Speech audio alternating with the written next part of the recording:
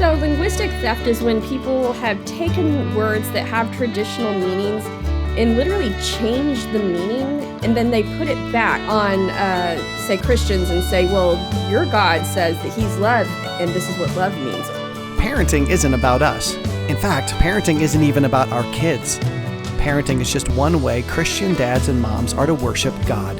So welcome to the Truth.Love.Parent podcast, where we train dads and moms to give God the preeminence in their parenting. I'm your host, AMBrewster, and today we're talking about talking. More specifically, we're talking about whether or not your family's vocabulary has been hijacked by the world. Trust me, this is not mere semantics. This is not mere opinion. The words we use and what we mean when we use those words are eternally important. Our kids will either be set up for spiritual success or destruction based simply on what they believe words to mean. We talk a lot about family talk on this show. Communication is always a huge issue anytime two or more sinners are in the same room, so be sure to click on the link in today's description for a bunch of related resources that will help your family glorify God in your communication. And with that, I pray this discussion with Hillary Morgan Ferrer is profoundly beneficial for you and your family. Hillary, thank you so much for being back. How are the hiccups? Are you okay? We good? Oh, same as they were since 5th grade, just random and just obtrusive. Why don't you tell us a little bit about yourself and your ministry? So my name is Hillary Ferrer. My husband is John Ferrer, and he was doing formal apologetics ministry before I even was. And my kind of specialty, I was a science teacher, and so I wanted to go back and get an advanced degree in science, specifically biology, so that I could really speak into a lot of the questions that I saw coming out with students in the sciences, especially as in regards to faith. And so, but then the Lord really called me into more, I guess, a more roundabout apologetics ministry in general when he kind of started placing just the phrase Mama Bear Apologetics on my heart, and realized that, you know what, women will stand up and learn stuff that they wouldn't necessarily do for themselves. But when they see that it's going to take their children down, suddenly they become a whole different beast, and they will rise up and they will teach themselves apologetics because they are saying, not my kids, not today. And I thought that would be really good instinct to harness. So that's kind of where Mama Bear Apologetics came from.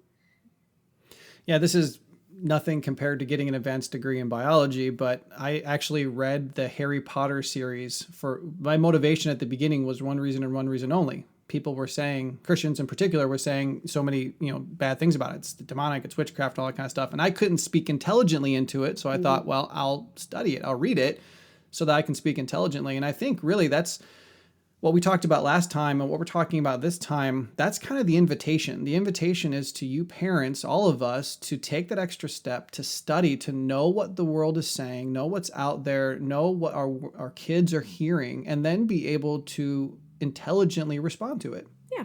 All right. So last time we talked about the book, Mama Bear Apologetics, Empowering Your Kids to Challenge Cultural Lies. Today, though, we're not going to talk about the book in general. We're going to look specifically at chapter 4. Now, I mentioned last time that the book is broken up. I've got my book here in front of me. I always like the guys on the radio. You could hear them rustling their pages. I never do that. So this is my page rustling. The book is broken up into 2 parts. The first part is really laying a foundation for what it means to be a mama or a papa bear. And the second book is dealing specifically with all the isms, the lies that it's part 2 is lies you've probably heard but didn't know what they were called. So they tell us what the lies are, they tell us what they're called, and they help us to learn how to equip our kids to reject those lies, to challenge those beliefs, those worldviews. So the first 4 chapters of the book are these. First is Calling All Mama Bears, and I love their subtitles. You have to get the book for so many awesome reasons, but you'll smile every time you read the subtitles. The very first subtitle is, My Kid Has a Cheerio Shoved Up His Nose. Why am I reading this book? And that is so beautiful. I love that. The second Taken chapter from an is actual Mama Bear conversation, I have to say. I think this was Hillary Short's contribution. Oh my word. If you ever want to find yourself saying ridiculous things, just have children. Oh my goodness. Basically. And then second chapter is How to Be a Mama Bear, which their subtitle is This Code for Being the Weirdest Mom on the Playground? Third chapter is The Discerning Mama Bear. And then the fourth chapter is called linguistic theft. I love that terminology. I've been calling it different things. And when I found that, I'm like, that's the term I'm going to use from now on. Linguistic Yay. theft. That perfectly describes what is going on in our society today. We're going to kind of dig into the chapter a little bit and discuss this, because I want to have a couple more episodes after this where we, the TLP family, are talking about the importance of our family vocabularies, the importance of what we say, how we speak, not just the tone of voices and things like that, not just being kind and loving and gracious, but literally what we mean when we say the words that we mean. So this is an awesome way to segue into that conversation. I appreciate you taking the time to do this with us. But to you, succinctly, what is linguistic theft? So, linguistic theft is when people have taken words that have traditional meanings and literally changed the meaning. And specifically for the terms we're talking about in this book, they changed the meaning and then they put it back on, say, Christians and say, well, your God says that he's love and this is what love means. Or your God says to be in unity and we're going to decide what unity is. So it's taking these Christian ideas and words, changing the definition, and then placing them on us as if we're required to obey the new definition instead of the definition as it was understood when the Bible was originally written. But I mean, this can go not just with Christian stuff. This is going in all sorts of different directions right now, that words are just losing their meaning left and right. And that is how propaganda is being used, that if you can just define assault however you want, well, then yes, everybody got assaulted. Or if you can define gender however you want, then yes, your March for Women can include anyone who wants to be a woman. All of these things are words that have meaning, but if you take the meaning away, then all of a sudden you can actually change the identity of the cause that you're supporting, and that's concerning. Yeah, I love the way that you summarize that. We're going to talk more about some of the words that are commonly stolen from our language, but I want to pinpoint one of them just as an example here at the very beginning. You use the word gender. For the longest time, the word gender didn't have anything to do with a person's sex. That they were completely different terms. In fact, the word gender was never used to apply to a human. It was a word that was used of linguistics. For example, if you're studying a language, you would talk about the gender of a word, right? That's the only time gender was used. But here's the interesting thing. And now, this is a personal opinion. I don't know that it's 100% true, but I think that the word gender came to be used as a substitute originally for the word sex because Christians and even the world at large at the time didn't like using the word sex. So the word gender seemed like a really decent substitute. And so they started using the word gender. Gender started to become a substitute for the word sex, which it never was. And nowadays it's gone beyond that. It is now seen, it's separated out as a substitute. You know, it's not a substitute for the word sex. It's something completely different, but it's been filled with all this brand new meaning within the past few years that it never, ever, ever had. And if we don't understand all this, then we don't know what gender means. We don't know what it's supposed to mean. We don't know what people mean when they say it. Yeah. So that's an example of this, of a way that the world, takes a word and redefines it. Yeah, I'd like to see more history on that actually, because I just kind of assumed that it was for the most part synonymous because there were going to be sixth grade teachers back, there have always been sixth grade teachers, shall we say, and trying to talk about the concept of sex and gender to a bunch of sixth graders is like you get the giggles or something. So I always figured it was just a way to just, get rid of the word sex, because the word sex obviously had two very different meanings. Yep. Biological sex and the act of sex. Exactly. Yep. So I thought that's what ruined it. But I'd be interested to see your research on that, if that was when it was just used for, say, when he's talking about language, he's talking about, how in Spanish you have el and la, and it's going to be a masculine or feminine word. We don't have that in the English for the most part, but basically every other of the Romance languages do. Yep. So let's look at different categories in the book. I want to look at three in particular as we talk about linguistic theft today. First one is the nature of linguistic theft, then the consequences of linguistic theft, and then we kind of want to finalize this discussion really asking, how can we fight back? And I like the way it's put in the book. How can I fight back without being a jerk? Okay, we're talking about a fight here, a war, and challenging things. Apologists are oftentimes, unfortunately, negatively seen as being people who are just super argumentative. So we need to understand what it is. We need to understand what it's doing to us and our families. and we need to understand how we can address it. So let's start with the nature of linguistic theft. Where do we go when it comes to understanding this concept, really wrapping our brains around it? Well, I think we need to know that it's happened in the first place. I think a lot of times, who was I believe it's Voltaire was credited with saying, if you wish to converse with me, first define your terms. That So good. even when I was early in our marriage with John, we would have these, like, I won't call them knockdown dragouts. For us they were, basically it's us debating back and forth, very different than other people's. But it would usually come around to, we were actually talking about the same thing, but we were using different words for it. And so when we finally figured out that we were referring to the same thing, oh, okay, the argument's over. We actually agree. We thought we disagreed, but we didn't. Um, so I've I so think been just there. Oh yeah, I think just knowing that this substitution for words has happened in the first place. If you think that words just have always meant the same thing, or there's just a natural evolution of language. I mean, there is a natural evolution of language, but not to the extent that we're seeing. And we're seeing people purposely changing words and changing the definitions. And I like how Holly Ordway says that once language becomes routinely distorted, it becomes increasingly easy to justify and promote evil, while at the same time hiding behind positive words. If you were to Oh, even wow. look at the book, have you ever heard of Rules for Radicals? Mm-mm. It's this book on basically how to be a community organizer. And when I say community organizer, I mean kind of the Obama Chicago Saul Alinsky type community organizer. And one of their tactics is say, whatever political thing you want to do, you have to phrase it in moral terms. So you have to Mm. turn this into a moral imperative. And so they'll take some kind of moral word and then cram it into the situation and then say, we're fighting for justice, we're fighting for equality, which, justice and equality are two of the words that we talk about Yeah, in sounds great. linguistic theft. Yeah, it sounds great. Who's going to be like, boo justice, boo equality? I hate that stuff. No one's going to say that. So it's like you have to hide things behind their words. And one of the things that I just gave a talk at the Women in Apologetics conference, and leading up to my talk, I was going to be kind of doing an intro to the Mama Bear book, but I became really convinced about this concept of identity. That Mm. I would say identity is probably one of the biggest battlegrounds in our society right now. And what happens is you have to have two things in order to have a correct identity.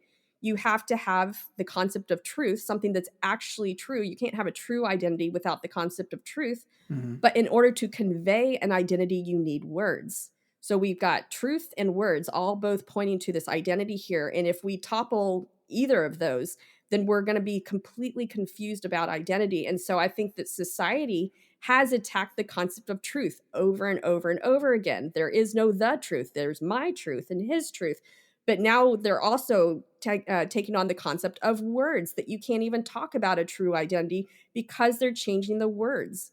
And I also thought back, if we want to just take this, where does this, pull the thread? Where all does it go? And that Jesus Christ is called the Logos. He is the Word. So if society really wants to attack Christ himself, they are going to attack words. That is his, in some ways, his identity from John 1:1. In the beginning was the Word, and the Word was with God, and the Word was God. So no surprise that we're seeing an attack on words. So how do we start? We have to recognize this attack first and foremost. And Satan's been doing this since the beginning too. He started by trying to reinterpret God's words, Mm-hmm. questioning God's words, and that's what led to where we are today. One thing that you mentioned in the book too is that words in general are being commandeered to promote lies. But Christian words, our Christian virtues, our Christian concepts are also being kidnapped. It's not just justice and equality. It's Yeah. specifically biblical stuff. And one thing that I read recently, I can't cite it right now, I wish I could, but is the fact that a broader and broader group of individuals are starting to use the phrase born again. Like Oh my that's gosh. that's I haven't totally heard that. a Bible thing. I mean, Jesus said to Nicodemus, you need to be born again. But people are going, hey, we really like the way that sounds. And they're using it to describe themselves when they would never call themselves a biblical Christian. So it's happening all over the place. Yeah, I've seen the same thing happen with the concept of gospel, that basically anything that produces kind of warm, happy feelings is the gospel. And we're here to bring unity and service to it's like they're basically redefining gospel to just be unity and service. Mm, yeah. And that's, I mean, those are good things. Those are part of acting out the gospel and showing the power of the gospel, but that's not the gospel. Yep. I'm part of Natasha Crane's launch team for her upcoming book, Talking with Your Kids About Jesus. And I just read a chapter that was talking about the confusion that people have when it comes to the word judgment, like passing judgment on something, to judge Yeah. someone, right? Because they say, you Christian, you're not supposed to judge, or we're not supposed to judge. And the Bible does say that, but it comes down to an understanding of what the Bible means when it says that. And one thing I think that's super missing in this discussion, and we don't really have time to go down this rabbit hole too far, is the fact that oftentimes the same English word is used to translate to different Greek words or whatever the source language was. And because our language maybe isn't as broad or doesn't have the same depth as the other language. And so we read it and we see one passage says, don't judge, but another passage basically tells us that we should be judging. Yeah, judge rightly is what it says that we're supposed to do. You are to judge rightly. Exactly. And it comes, and we get these ideas totally get kidnapped because people think that they know what it means and they've packed their own meaning into it. Man, there's so many things that come just from you think about what happened at Babel, that the Lord said, I'm going to confuse them. And I had the same problem going through my Old Testament class of we were asking which part of the old law is applicable for New Testament Christians. And I was like, how in the world are we supposed to know? Because there was like, I think up to 12 different words used for the different types of law in the Old Testament. And there was 2, as far as I could tell, in the Greek. And so there was no way to distinguish between these different things. You just had one word. And I think when it goes from even Greek into English, it's like it pairs down even more, kind of like the concept of love. I think there's a total of 6 different definitions in the Greek for love. Yep. Most people are just not familiar with the 4. And we've got one word that describes how I feel about pudding and how I feel about my husband. That's a problem. I always told the teenage boys I worked with at Victory Academy not to be too impressed when a girl said they were cute, because a girl will call a puppy cute. They will call an old man cute. Oh, we will totally call an old man cute. This is what I'm saying. So it doesn't mean anything when the girl calls you cute. Or even those dogs that are so ugly that they're cute. So yeah, it doesn't always mean what you hope it means. No, it doesn't. And a friend of mine, Mark Massey, the director there, he would say, when speaking of love, he would say, I love my wife, but I also love pizza, and it doesn't end too well for the pizza. So, what in the world? So what we're talking about here, these confusing things, destroying pizza or destroying people the way I destroy pizza, and being called cute like an old man, maybe some of the silly consequences of linguistic theft. But what are some of the serious ones? Like when the world has sneaked in and stolen our family's vocabulary, basically in a way, when we give our family vocabulary to the world to allow them to define the words, and then we start using it the way the world says, what are some of the consequences that happen in our homes? Yes, I think that probably one of the largest concepts in Christianity is God's identity as love. And we are told God is love, and we are to love others, and our 2 greatest commandments are loving the Lord our God and loving others as ourselves. And this is a foundation of Christianity. So when the world takes the word love and they say that it means feelings of comfort or accepting everything about somebody, or sexual attraction, romance. Yeah, sexual attraction, calling something true, all these different things. And it's like, we can't just look at how do we define love, but what do we define as unloving? And if you make someone uncomfortable, that's unloving. If you make someone feel judged, whether or not you're judging them or not, if they even feel judged, you have objectively done something unloving. And so they can look to our kids and said, your God says to love people. Why are you disobeying your God? And the child's going to go, oh, I didn't know. And they're going to try to rectify the situation, because we don't want to be jerks. We don't want to make people uncomfortable. We don't want to hurt people's feelings. So if society keeps telling us that what we're doing is hurting them, then we're going to try to change that. But it's all based on this bogus definition of love. They can convince us that we are actually following Scripture by affirming maybe a certain sin, or by affirming, I don't know, just different things. And that's the definition of love. You have to affirm all these things, call them equally true in order to love. And that's a problem for our kids who have only been shown a felt board that says God is love. That's right. All right. So Hillary, in the book, One of the consequences of linguistic theft, you say, is that it stops a discussion in its tracks. What do you mean by that? Well, I'll say it stops a normal discussion in his tracks. You try to pull this on my husband, and he will. It does not work. But he has had guys actually ask him, "Why do you hate women?" And because it's like, wait, huh? Like, because he's probably because he's talking about, he's very passionate about pro-life apologetics. And so if he's arguing for the cause for the unborn, they're turning that into, you hate women because you don't want them to be able to make choices. So they've taken that word hate, and instead of it meaning that you have ill feelings and you're wanting to I don't know, the worst for somebody, it's like, who that's a really loaded question to say, why do you hate women?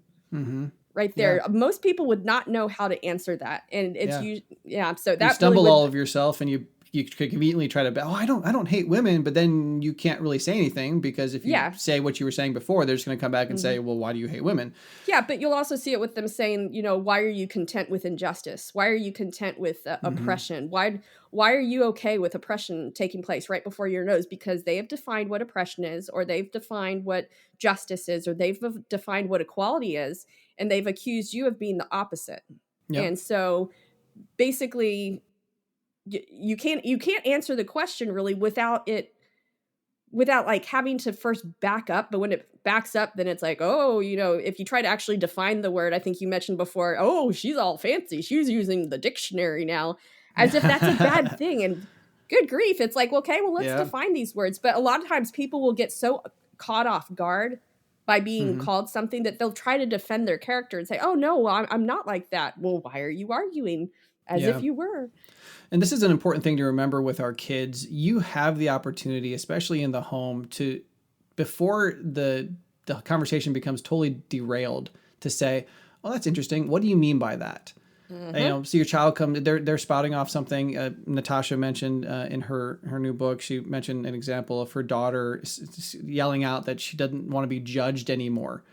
And one of the things that she needed to do was... Wouldn't we all love that? I'd love never to be judged don't again. judge me anymore. Awesome. Well, what exactly do you mean by judge? You never want to be criticized again? You never want somebody to pass it? I mean, what do you want? You don't want to ever have your head put on the guillotine? Okay, I respect that. Yeah, so we need to think about this when we're starting with our kids. And you mentioned something earlier, I wanted to jump in and say it. This is just super empowering when you just start a conversation with these words. What do you mean by that? I have to do this all the time in my counseling. Somebody uses a word. It might be like a Bible word, but I have to ask, okay, so what do you mean by that? Otherwise, we can't have a conversation. Yeah. Another thing you say is that linguistic theft compels people to act without thinking through the issues. Yes. What does that look like? And specifically in the context of like a home, what's that going to do? Well, there's certain things that elicit a knee-jerk reaction because they should elicit a knee-jerk reaction. So if someone is being abused, that should be stopped right away. However, if you redefine abuse to be this whole umbrella term that includes all sorts of stuff, or just spiritual abuse is a good one. People are saying that because my parents took me to church and prayed with me that I was spiritually abused. Oh yeah. And I think there was somebody, I can't remember what school it was from, where he preached on, I think it was 1 Corinthians 13. Oh, I know. It was the guy from Piper, not John Piper, Everett Piper, back when he was, I think, provost or dean at Oklahoma Wesleyan University, that someone came and basically said that they felt judged or something from a chapel on 1 Corinthians 13. They had no concept of, he's like, do you mean you felt convicted? Are you saying that you don't love people well enough? And they were like, don't put your hate on me kind of thing, as if, the bad feeling that they had inside when they realized that they weren't loving people, since it was, an uncomfortable feeling. Well, obviously it's because he's judging and he's speaking something wrong. And so therefore I need to tell him that he's offended me for talking about love. And he let that fly for about 2 seconds and then wrote the book, Not a Daycare, to describe, this is how our school is going to be run. So I appreciate him for that. I think we recommend that actually at the end of the book. Another thing you say is that, and I think we've touched on this, but linguistic theft blurs the details. It just makes it hard to have an intelligent, erudite conversation with somebody because you really don't know what anyone's talking about. This Yeah. happens. I mean, this happens enough with our kids as it is. Children as they're learning to speak. I love my kids are constantly making up words, and I'm constantly having to do the mental gymnastics of figuring out what they really meant. But this linguistic theft blurs the details even further because who knows what the person's really saying. Yeah, you're just packaging you're packaging assumptions into a word to describe what happened. Like, I think who was it? I think it was Jay Richards with Discovery Institute wrote an article for The Atlantic like 10 years ago, and it was something along the lines of how you can tell when an agenda is being put into something. And one of his things was it is an umbrella for multiple things. So he was using some of the environmental stuff, but I would say a good example, if you go onto the Mama Bear website and you look at there's a blog titled "So You Marched for Women This Weekend. Here's 8 things you probably didn't know you were marching for." And it was this umbrella term of marching for women. And if you went out and asked people what they were marching for, they were all like, well, for women. Well, what does that mean? What exactly for women? And if you looked at the organizer's own document, it was everything from the Dakota Pipeline to more rights for sex workers, not to help get people out of sex work, but to protect their rights in some way. I mean, as if being in sex work isn't just giving away your rights that we're trying to protect you from. Wow. And gun control and like all these different things. But if you could smuggle it under one phrase of March for Women, then you blur all these details of what people are saying you're marching for. And then you can go out and say, we had, this many million of people marching against gun stuff because that was in your stated document, which no one took time to read. So that would Wow. be an Yeah. example of linguistic theft being used to blur the details. And that leads clearly into this next concept. Linguistic theft vilifies the opposing viewpoint because if you stand against 99 or if you stand against over 50% of what's in that document, then they can say, well, you clearly don't love women. You don't stand for women. You hate women because you can just take it and it gives me the opportunity. I mean, children do this all the time. We'll have to give them a consequence or we'll talk to them and, it's cliche for them to go, you hate me, you don't understand me. Oh, yeah. You become the villain simply because of a misunderstanding or a deliberate misunderstanding in our terminology. Yeah, well, I mean, just think about the pro-choice versus pro-life. They're both kind of using, that tactic of, oh, we're pro-life. Are you saying that the other side is anti-life? Or the people that are saying pro-choice, as if we're anti-choice. Like, no, I don't like people making decisions.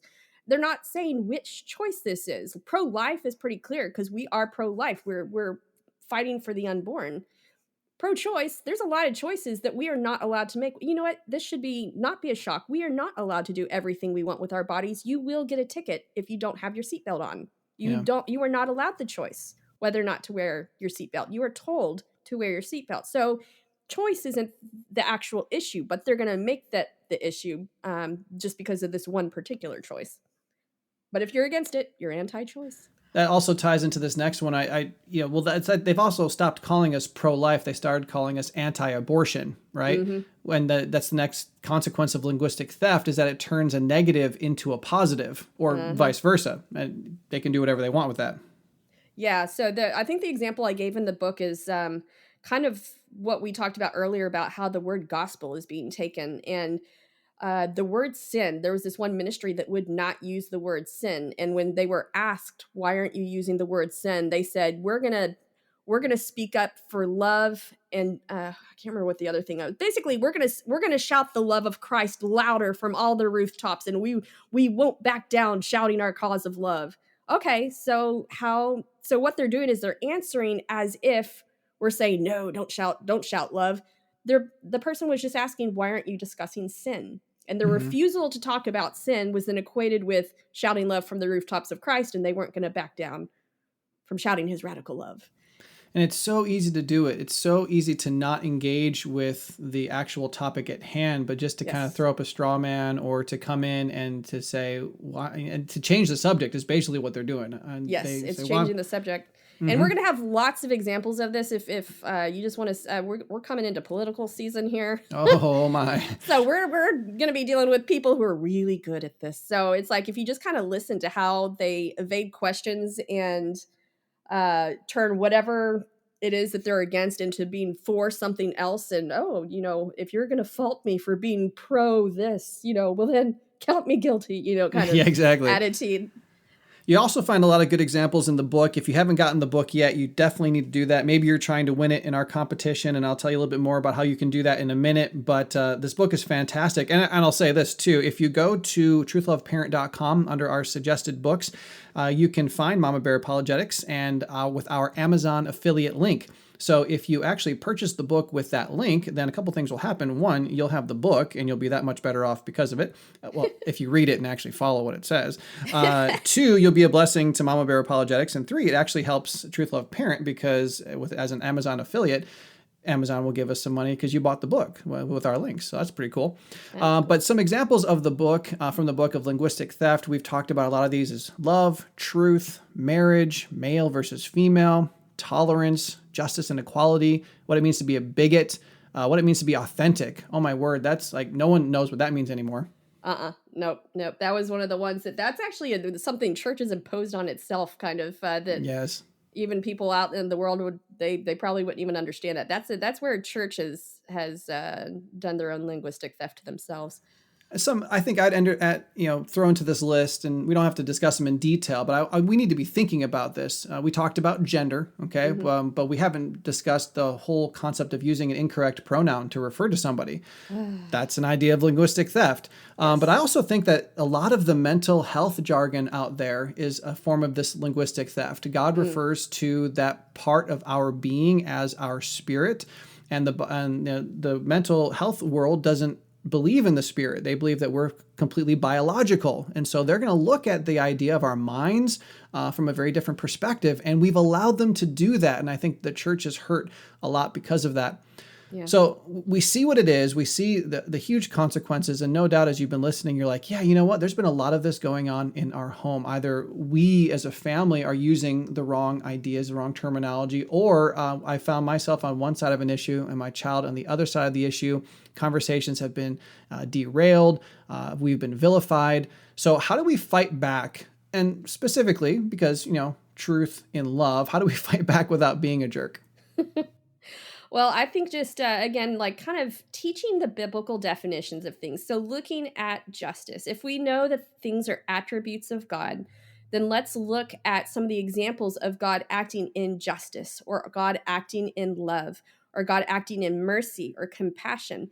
And just kind of look at how God really shows those qualities and what we can learn about what that actual definition is. I'd also recommend going back to older dictionaries to see how they have been defined in the past before agendas have crept in, and kind of helping kids to identify buzzwords. Because I think whenever someone says something that you're like, that's not quite right, but I can't quite put my finger on it, I think a lot of times that's a clue that you have something that's been stolen there. There's some buzzword that's been used, and it's kind of, the Princess Bride. I do not think that means what you think it means. So that's kind of a clue. And I've heard a lot of women, or just people in general, when they read this book, they said there were so many things that I couldn't put my finger on, but now I can. I can identify it. It's like they knew it was there, but they just didn't know what it was. Good. So I think in just deciding to be salt and light, it's one of those things where you kind of have to own what our role is as Christians. That as I was writing this chapter, I was thinking about salt and light. We did a study on that in my church a couple years back, and how both of those have both a helpful and an irritating quality to them. Salt was helpful for, seasoning meat and keeping it from decaying, and we're called to be the salt of the world. But you put salt in someone's eye, or like me, if you accidentally get salt, or, well, in my case, lemon juice on your fingers, and you forget to wash your hands before you take out your contacts. So that is not comfortable. So we have to kind of embrace the idea that, sometimes if we're pointing out something that is wrong, it's going to be an uncomfortable situation. Same thing with light, that nobody likes to have light in their face when they've been in the dark. It's kind of, but there's a way to do it to where you're not just barging in on someone in the dark and waving a flashlight in their face. That would fall under the fighting back and being a jerk category. you kind of need to just lead people along and ask them questions to where they kind of figure out, oh yeah, you're right. Maybe I have changed that definition, or maybe we're defining this thing in two different ways, and it doesn't have to be this big battle. It's more like a learning experience where you keep things conversational and just kind of ask honest questions. And you can't ask them as if it's a leading question, like, well, what do you mean by that? Mm-hmm. There's a way to ask a question where it's not really a question. Personally, I think this is a little bit easier for women because I think it's easier for us to play dumb and not really have it count against us. So I have this thing where sometimes I'll like twirl my hair and be like, I'm not sure I understand that. Could you explain that to me? And it can be really non-confrontational, and I'm like, yay, it's good to be a woman. So just doing some of these things without being obnoxious, I think. Yeah, I can't do the whole hair twirl thing. Yeah, you can't, but I can. It's awesome. I can stroke the goatee though. There you go. Oh, well, explain that a little bit more. What do you mean by that? Yes, please. Let's recap these 4 ways of fighting back without being a jerk, because I think they're super important. Okay. First of all, and the big one is know the biblical definitions. We here at Truth.Love.Parent, and I know that Mama Bears try to do it as well, we try to help you guys with this. We have a whole multi-part series on what biblical love is, where we look at the Greek words, what Jesus meant when he said agape, or what he meant when he said phileo. All these words are translated love in our Bibles. You need to know the biblical definitions. We did an episode called 10 Things Parents Are Supposed to Hate. And biblically speaking, it is not wrong to hate something. Yep. To draw a line in the sand and say, man, is that unpopular to say, though? Oh, I know. It is unpopular. How much hate mail did you get from that? I didn't get any, which means I don't have that many listeners, or all the right people were listening. I don't know. Oh, my word. But we have to know biblical definitions, and we're going to talk more about that in the upcoming episodes. Also, teach your kids to identify the buzzwords. You really do have to know what the world is saying. You've got to understand what they mean with all of their various pronouns. I think it's interesting. People are stopping the terms Latino and Latina. And I actually don't even know what the pronunciation is, because I've only seen it written, but it's Latine with an X at the end. Huh. It's Latinx. I don't know what the pronunciation is, but I have not seen that. Yeah, you've got to be familiar with it, because if you don't know that it exists, then you can't be prepared to address it. Your child's going to come in confrontation with it, and they're not going to know what to do. It's like our conversation with Kristen Jensen about porn-proofing your kids. You don't want to show them porn, but you've got to prepare them to know what to do when, God forbid, they see it. Yeah. This is the exact same idea. Identify the buzzwords. Mm-hmm. Also, I just want to say that this is a big one for science as well. If you'd like to see a talk that I do called Darwinism and Discernment, that kind of talks about the buzzwords that people use in science to kind of obfuscate the details of like, oh, and then this happened. Yeah, you'll see those buzzwords in science a lot. By the way, you get 2 points for obfuscate. It's a 3-point scale, so you're doing really well. So good job. The third thing is identify when you are embarrassed to state your position. If you've come to a place where you're kind of feeling like, man, I've got to be on the wrong side of history. I've got to be on the wrong side of this debate because you're embarrassed. You've got to be able to identify that because that means that either you're on the wrong side or that linguistic theft has occurred and you need to be able to address it. And then lastly, as Hillary so wonderfully put, we need to decide to be salt and light. We have been called to be intentional, premeditated, disciple-making ambassador parents. And God says our ambassadorial role is a role of reconciliation. We are a city set on a hill. We are salt to the tongue, and we are supposed to be drawing people to us. And if we're not going to do that, if we're just kind of go through our lives hoping nobody knows, that we're Christians so we can avoid all of these conversations, then linguistic theft is going to creep into our house. It's going to steal away our family's vocabularies, and we're going to be left at the end wondering what on earth anyone's talking about and not be able to figure out why our kids have gone off the rails. Or why they're being called haters at school. Oh, yeah. Yeah, they'll come home asking us, Mom and Dad, everyone hates me. This is what they're saying. And we're like, oh, I don't know why. We'll just, my grandfather was really great. I come home complaining that people were making fun of me. And he goes, well, at least they're talking to you, which not thanks for the advice. Yeah, not super valuable. And we do that. We're not valuable because we're not equipping our kids to be able to challenge these cultural lies. And that's what the Mama Bear Apologetics books is all about. I really encourage you to pick it up. Hillary, thank you so much. You guys are awesome. Thank you for what you're doing. I really hope one day we can have you back on the show. Whether you guys are writing a new book or putting out a new tool, I want to talk about it. I want to get it into the hands of and ears of our listeners, because what you guys are doing is really awesome. Thank you. Thank you so much. If that conversation was as impactful as I pray it was, will you please rate and review the show? Reviews are really a handy way to encourage others to subscribe to the show, and they're really a big blessing to me and Team TLP. So if you've never done it before, please do. The best places to rate and review us are Apple Podcasts and Facebook. And also, please share this episode on your favorite social media outlets so that other Christian parents can be built up in their parenting. And I hope you'll join us next time as we once again open God's Word to discover how to parent our children for life and godliness. To that end, we'll be discussing how you can give your children a foundation on which they can stand.